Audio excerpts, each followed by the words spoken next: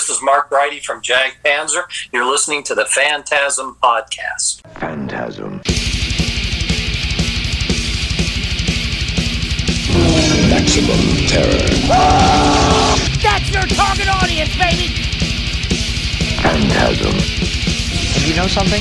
I sort of enjoyed it. Phantasm. Sell the metal! Sell the metal! Sell the metal! Sell the metal!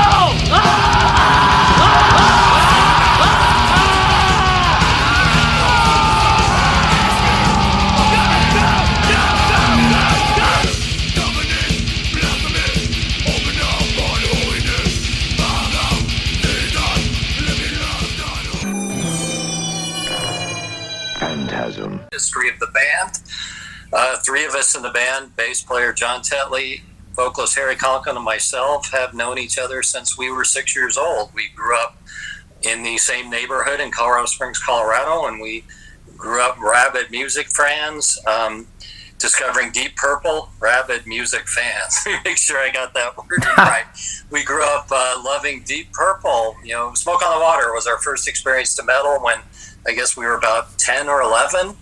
And then we got into Rainbow and Rush and UFO, and then the new wave of British heavy metal, which was a huge influence on us with bands like Angel Witch and Witchfind. So we were such music fans that we decided, let's just try playing our own heavy metal. So we started at, I guess I was 14 and they were both 15. And we started just writing our own songs. It weren't that good at the beginning, but we started doing demos when I was 17, and we got our first record contract or released our first 4-song EP in the end of 82, our first full-length in 84, and we've been making records ever since. We picked up our drummer in 1987 when he was 16 years old. He was from Stockholm, Sweden, and had just moved to the States, so we picked him up. And our lead guitar player is the new guy in the band. He was our touring guitar player for 5 years, but became an official member last year. Incredible. So the Hallowed, what a great record. And let's jump right into this thing. What about track 1, Bound as One, the first track on the album?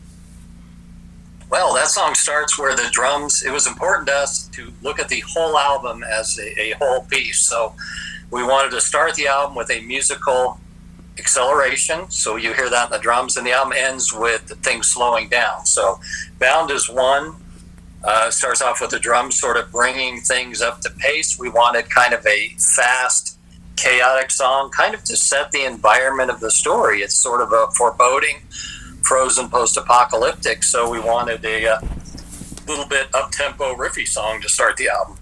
Incredible way to kick the album off. You guys always deliver on your music. It's so cool. What about track 2, Pray? Oh, that's the song in the story where the story has humans and animals, and the panthers in the story attack a family. And so that's kind of illustrates the brutality in the environment. So Pray, we wanted something a little bit different from JAG Panzer, and just a little different there because things are a little chaotic in the story. So I wanted to come up with, at the time I was just calling it the Panthers theme. I wanted a riff that could relate to this song. So I looked at what we don't do musically, and we don't do riffs really that end on beat 4, that have a beat 4 accent. That's more of a punk thing. It's also famous in the Runaways song Cherry Bomb. Okay. Has an accent on 4. So we thought, hey, well, let's do that with the song. I thought that may be a little out there, but my bandmates loved it. To further differentiate from it, we left the guitar solo out on that song. So that song was meant to be a little bit different. Incredible. What about track 3, Ties That Bind? Ties That Bind is lyrically in the story. The lyrics are told from the viewpoint of the animals. And at that point in time, the animals really see the whole group as a family. So the animals are saying all these experiences actually bind us together like a large family. So we wanted to slow down the tempo a little bit and have it a little more melodic. Influence-wise, early solo Dio, was definitely the influence musically on that. So we wanted a solid mid-tempo metal song with a very melodic chorus and lots of harmony guitars. Incredible track. Let's see, track 4, Stronger Than You Know. That is the soundtrack for the Eagles. In the story, the Eagles, which are used for surveillance, actually kill people. They kill 5 men, and if you have the comic book, the 5 men they kill are the band members, which is a tip of the hat to our first EP, where we got killed by a woman warrior on the cover. So, song-wise, we wanted Ken, our lead guitar player, to mimic the flight of the Eagles. So he's doing dive bombs throughout the entire track, which is really cool. I mean, it's very chaotic sounding. Riff-wise, I wanted a real driving guitar riff. And since we paid homage to ourselves in the comic book, visually, we thought, well, let's pay homage to ourselves audio-wise. So the arrangement to that song is very much influenced by the song Warfare off of Ample Destruction. Incredible. What about track 5, Onward We Toil? That is a work song. And work songs have been a tradition in music for hundreds of years.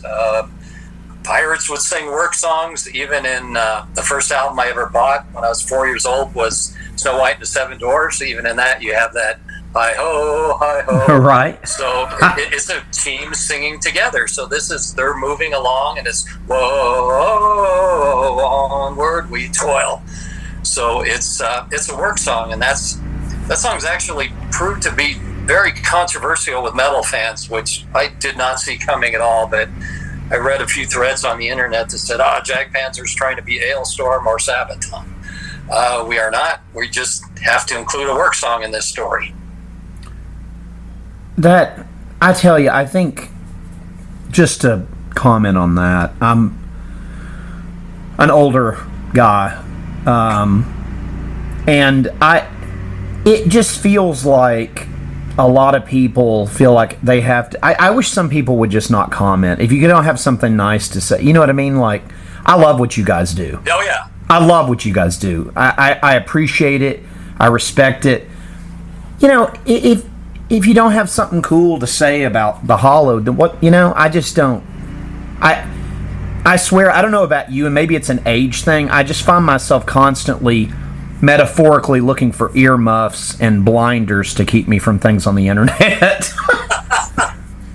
Yeah, with things like that, me personally, I'm pretty easy to find on the internet. I just wish people would just ask, hey, were you trying to sound like Hailstorm? No, that's the reason why the song sounds like. But they were going at it like under the assumption that's what we were doing, and they uncovered our your secret plan. I don't know. I love the record. I love what you guys do. I don't know. The reason musicians are there is to create art, and you guys create great art, and so I wish people would just be a little bit more appreciative of stuff. I can imagine how much work goes into making an album, and I just wish more people would be positive about it instead of just, you know what I mean? I don't know. Oh, yeah, I would like the same. Anyway, this record's incredible. I like the song myself. Let's see, track 6, Edge of a Knife, excuse me. Yeah, Edge of a Knife is, things are getting a little perilous in the story. And we wanted a gallop track because it sort of fit the mood of the story, and it's sort of a Jag Panzer tradition. So that's Edge of a Knife. It's got Morse code in the intro. I'm not sure if the single online has the Morse code. I should probably know that. It probably doesn't. But the album version, there's Morse code, and then we actually play the Morse code as a band. And that was just a short tribute to Neil Peart. We all grew up huge Rush fans, and of course YYZ. Sure. Rush Classic is Morse code, so we thought, let's play Morse code in the beginning. And it was funny because writing Morse code with a musical melody and making it fit the tempo took me like a couple days, And then I played it for my band member, and it takes them like 90 seconds to play it. Oh, wow. I said, well, this isn't hard, and I'm trying to explain. It's hard to write it. It's not hard for you to listen to it and play it. So I don't know if they believe me, because all of them got it on one take in the studio. Mark, let me ask you, I'm a huge Rush fan. What's your favorite album?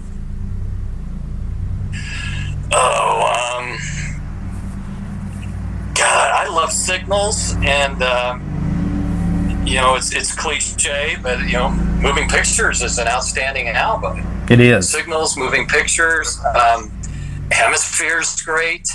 So good. I sort of like that period of Rush.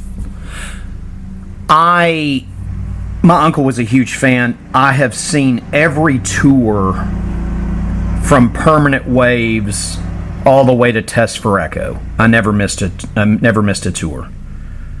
Wow. And very cool.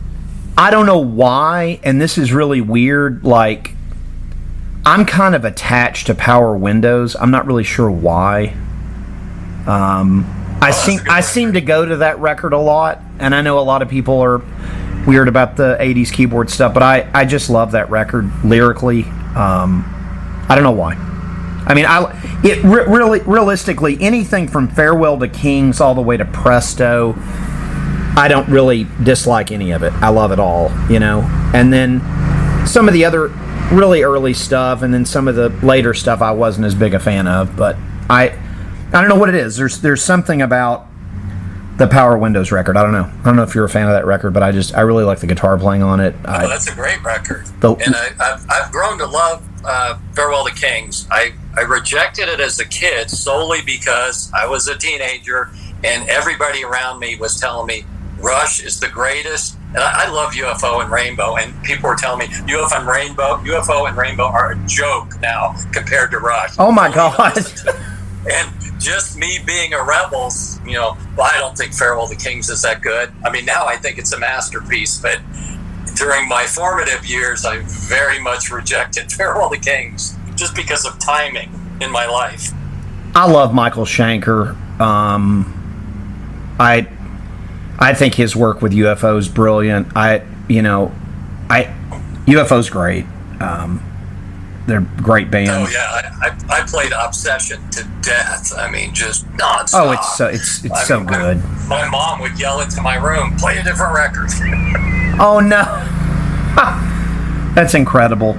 Anyway, sorry, got sidetracked there. Let's see, track 7, Dark Descent. Oh, okay, that's a very interesting track. That's my favorite song on the record. That's a very tense situation in the storyline where they're going down what seems like a sheer cliff, but it's really the ancient fragments of a skyscraper. So it's lots of peril in that part of the story. Musically, I wanted to be very frantic during the verses and then give you a little relief in the chorus. But that song's interesting musically because it's a much more complex than the listener would pick out. And that comes from my Rush influence. That song sounds nothing like a Rush song, but there's so many Rush songs where, I would have friends that would listen to it and say, "Oh, that's such a simple song, I love it." And I was thinking, "Oh my God, that's not simple at all." Dark Descent is changing where the downbeat falls from the verse to the chorus, and it's also dropping or adding an eighth note to give the illusion that it's speeding up or slowing down, where it is in fact never speeding up or slowing down. That song is one consistent tempo, but I'm playing with the time signatures to make you think you're hearing different tempos.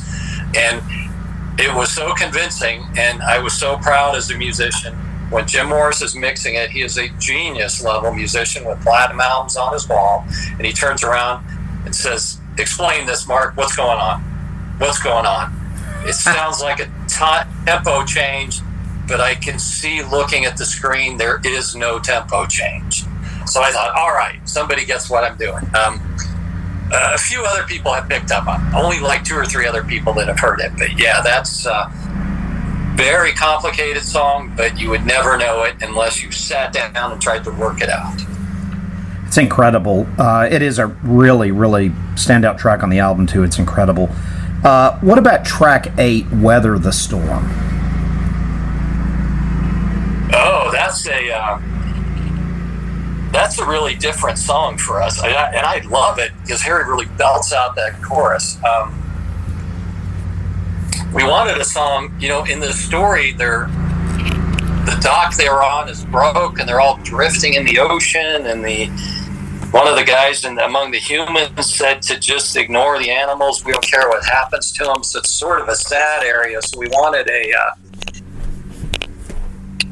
to really push Harry vocally. So that chorus, musically wise, is all major chords, which we never do. So it's something else we just never do. So that's all sus4 chords and major chords on that chorus. And it's Harry's job to vocally darken it, which he did a wonderful job on the we wanted to be a bit unsettling on the verses, so I've got this I've got this staccato guitar part in the background, and right at the end of each phrase it sort of goes out of time purposely against what the drums are doing, just to unsettle you without being obvious. I mean, it's really obvious musically to put like 2 notes a half apart with strings, like in the movie Psycho. I mean, sure. That's an obvious way to be unsettling. We wanted to be unsettling without you noticing it. And I've actually had a few people say that it seems so strange at the end of each verse on that song. So that was done on purpose for Weather the Storm. It's an incredible song. Let's see, track 9, Renewed Flame. Okay, Renewed Flame. They have, in the story, they found the place called the Hallowed. And if you have the comic book, you notice that they had found a note with some coordinates scribbled on it, some longitude and latitude, and the Hallowed coordinates in the comic book equate to the island of Curacao, which is my favorite tropical island, which I'm going to in a couple weeks. Awesome. So I had to slide that in there. My bandmate said, "Hey, are those coordinates real?" And I said, "They are. They're Curacao." They know how much I love Curacao. So, Weather the Storm's got, we wanted to introduce some chaos, but we wanted to contrast it. So the verses are very much on the beat. And musically in the verses are all muted guitar harmonies, and the harmonies are moving at different melodic directions, which we've done, but that's sort of our trademark. I like to point it out because not a lot of people pick up on it, but it is an unusual way of orchestrating. So we've got muted guitars going different ways. We've got a pretty cool chorus from Harry.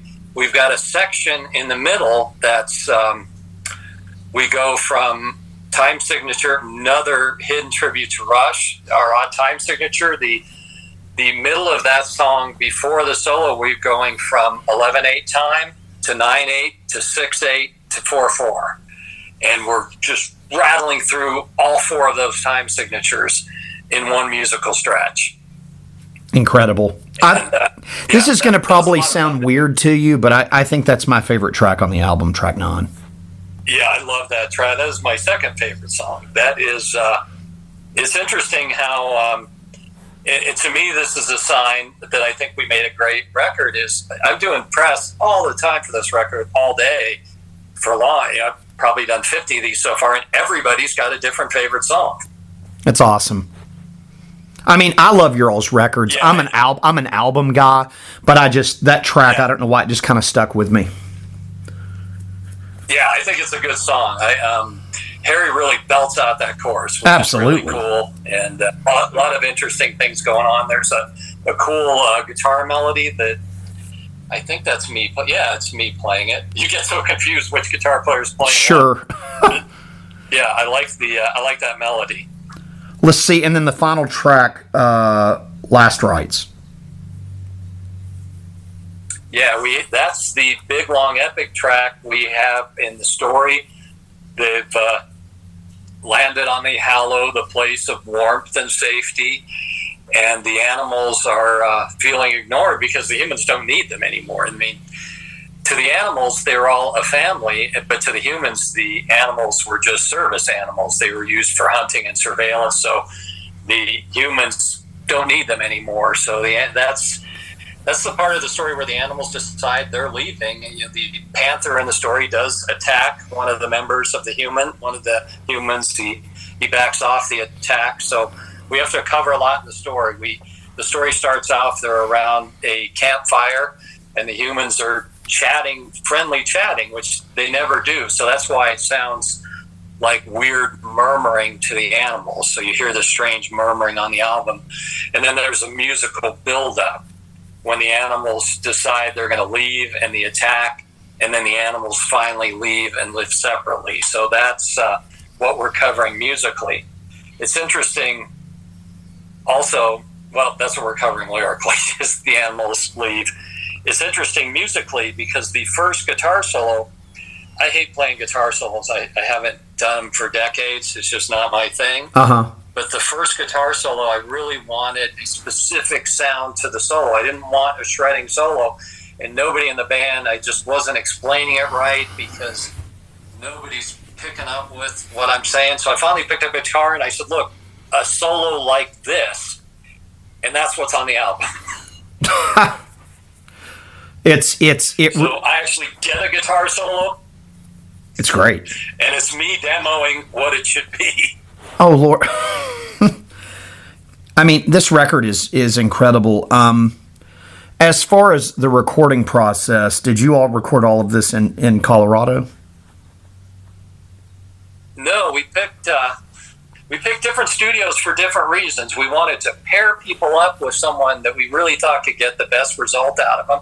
And we wanted studios that were close to musicians' houses or very comfortable work environments. So we did drum and bass at drummer Ken Mary's studio. He's got a fantastic studio outside of Phoenix. And the most important thing is he had a big drum room, so we could get an old school drum sound where we just let all the mics run. We're not killing the microphone. We're not killing the snare mic when the snare's not being hit, which is commonplace today. We just left all the mics on. And we had the bass player play live with the drums to track it. So that was at Ken Mary's. Rhythm guitar, I've always done them at my own studio. I've actually got a fairly nice small studio that's pretty much fine-tuned to just suit JAG Panzer's needs. So I turned my guitar up ridiculously loud. I mean, my windows were vibrating, and I went around to all my neighbors and said, look, can you just cut me slack for like 3 days? Because these guitars are going to be way loud. So I recorded my rhythm guitar tracks ridiculously loud. Any feedback or noise, I just left it in there. Just thought, I'm just going to leave it in there. Let the amp scream. We did vocals here. We've done the vocals in my studio for, I think, the past 7 JAG Panzer albums. So incredible. Barry and I have a fantastic working relationship. I've got a guest bedroom in the studio and a kitchen and shower and everything. So he just lived here in the studio. He was here for a few weeks to do vocals, and then the rest of the guys flew in for photo and video. And lead guitar, our lead guitarist Ken was telling me about a guy he had worked with in Phoenix that has a huge collection of all the coolest vintage guitar heads. I mean, he probably has 20 to 25 of every awesome guitar amp head. And I asked Ken, how's the studio? And Ken says it's great. He's really cool to work with. So we did lead guitars there. We mixed down at Morristown because we didn't want to mix inside a computer. We wanted a big analog console. We had Mayor Applebaum master it. He's been doing a great job mastering albums. So really it was everybody picked, to try to get the best out of each piece. Is Morristown still down in Florida? Yeah, they're on Morristown version 3 now. There was actually a very early version of Morristown many, many years ago, and then there was version 2, which was the famous Morristown that did all the death metal bands. Scott Burns was one of the engineers, and that was version 2. And so now we're on version 3, which is I think it's about 8 miles from the old version. It's still in Tampa.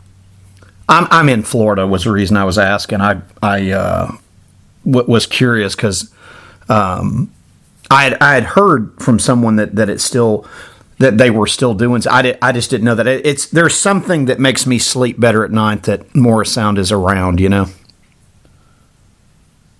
Yeah, it's a great studio run by great people that really care about the music.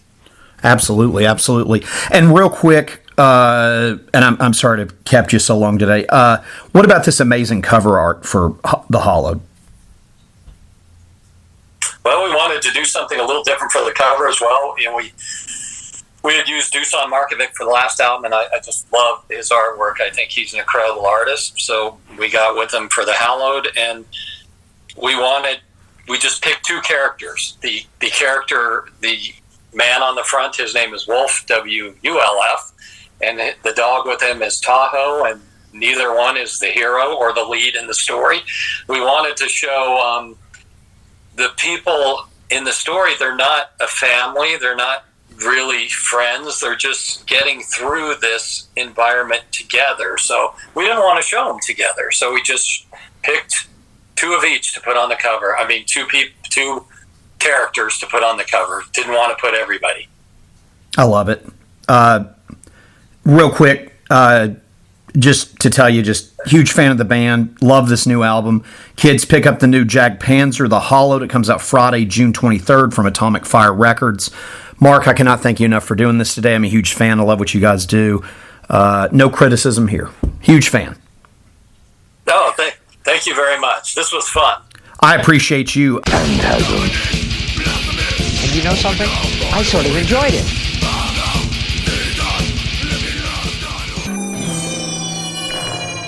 Phantasm.